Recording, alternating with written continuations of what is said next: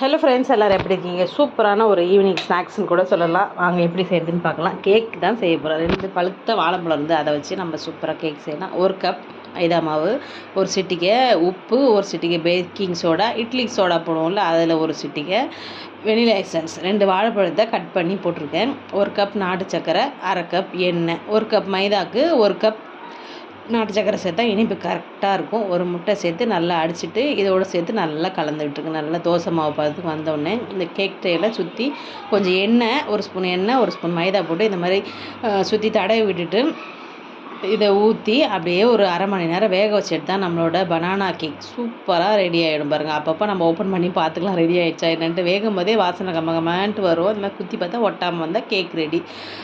வந்து கட் பண்ணி சாப்பிட்டு என் பசங்க ரொம்ப ஹாப்பியாகிட்டாங்க. அவ்வளோ டேஸ்ட்டு நல்லா இருந்ததுன்ட்டு டக்குன்னு நம்மளே வீட்டிலே செய்யலாம். ட்ரை பண்ணி பார்த்துட்டு எப்படி இருக்குன்னு சொல்லுங்கள். ஓகே, பாய்.